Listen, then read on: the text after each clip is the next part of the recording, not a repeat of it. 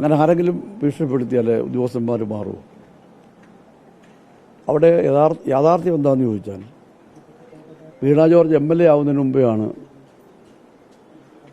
വീണ ജോർജിൻ്റെ ഹസ്ബൻഡ് അവിടെ സ്ഥലം വാങ്ങിയത്. അവിടെ ബാങ്ക് ലോൺ എടുത്ത് കെട്ടിടം പണിയാൻ ആരംഭിച്ചപ്പോൾ PWD കൊണ്ട് PWD ബൗണ്ടറി ഫിക്സ് ചെയ്യിച്ചു. അവിടെ ഏതാണ്ട് 17 മീറ്റർ വീതിയുണ്ട് റോഡിൽ. PWD റോഡിൻ്റെ ബൗണ്ടറിയിൽ നിന്ന് ഏതാണ്ട് 2-3 അടി വിട്ടിട്ടാണ് വീണ ജോർജിൻ്റെ ഹസ്ബൻഡ് അവിടെ ബിൽഡിംഗ് പണിഞ്ഞിട്ടുള്ളത്. അപ്പോൾ അവിടെ വികസനം തടസ്സപ്പെടുത്തുക എന്നുള്ളതാണ് ഇവരുടെ പ്രധാനപ്പെട്ട ചുമതല. ഇവർ നേരത്തെയും പ്രശ്നം ഉണ്ടാക്കിയിട്ടുണ്ട്. അവിടെ സ്റ്റേഡിയത്തിൻ്റെ പണി വന്നപ്പോൾ കോൺഗ്രസ്സുകാർ അവിടെ ചുറ്റുമതിൽ കെട്ടാൻ പാടില്ല എന്ന് പറഞ്ഞുകൊണ്ട് അവിടെ കൊണ്ടുവന്ന് കൊടികുത്തിയിരുന്നു. അപ്പോൾ ആ നാടിനാകെ വലിയ മാറ്റം ഉണ്ടാക്കുന്നതാണ് ആ റോഡ്. 63 കോടി രൂപയുടെ എസ്റ്റിമേറ്റാണ് ഇപ്പോൾ ആ റോഡ്. ഏഴംകുളത്തുനിന്ന് കൈപ്പട്ടു വരെയാണ്.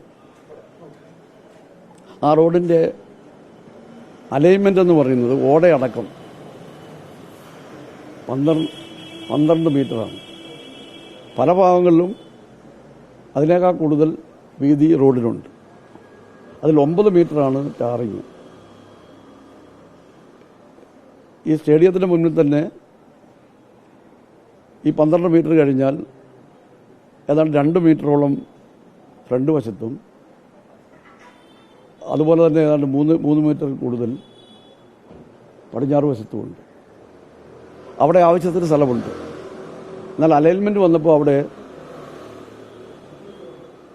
ട്രാൻസ്ഫോർ നിലനിർത്തിക്കൊണ്ടാണ്. ട്രാൻസ്ഫോർ മാറ്റാൻ അതിൽ തീരുമാനമില്ല. അലൈൻമെൻറ്റ് ആ ട്രാൻസ്ഫോർ അവിടുന്ന് മാറ്റാനൊക്കാത്ത രീതിയിലാണ് അലൈൻമെൻറ്റ് വന്നത്. ട്രാൻസ്ഫോറിൻ്റെ കിഴക്ക് വശത്ത് തന്നെയാണ് ബൗണ്ടറി, PWD ബൗണ്ടറി കല്ല് കിടക്കുന്നത്.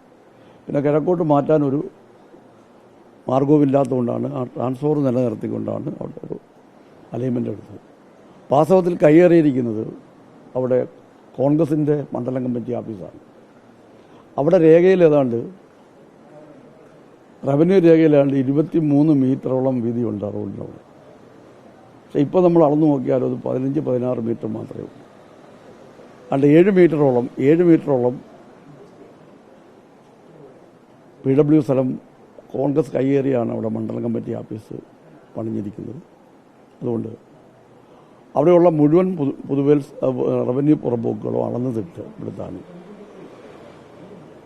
പുറമ്പോക്ക് കൈയേറിയതെല്ലാം തന്നെ തിരിച്ചെടുക്കാനുമാണ് നമ്മൾ ശക്തമായ നടപടി സ്വീകരിക്കും. അതിനാവശ്യമായ അപേക്ഷ കൊടുക്കും. കൊണ്ട് അടിസ്ഥാനരഹിതമായ ആരോപണങ്ങളാണ്. വികസനത്തിനെന്നും അവരെതിരാണ്. സ്റ്റേഡിയത്തിനെതിരായിരുന്നു. ഈ റോഡ് പണിക്ക് എതിരാണ്. അതിനപ്പുറത്ത് അതിനൊന്നുമില്ല. അത് അടിസ്ഥാനരഹിതമായ വാർത്തയാണ്. ഈ പഞ്ചായത്ത് പ്രസിഡന്റ് നമ്മുടെ ജില്ലയിൽ മുതിർന്ന നേതാവാണ്. അദ്ദേഹം ഈ ജോർജ് ജോസഫിനെതിരെ വ്യക്തിപരമായ പ്രശ്നമുണ്ട്.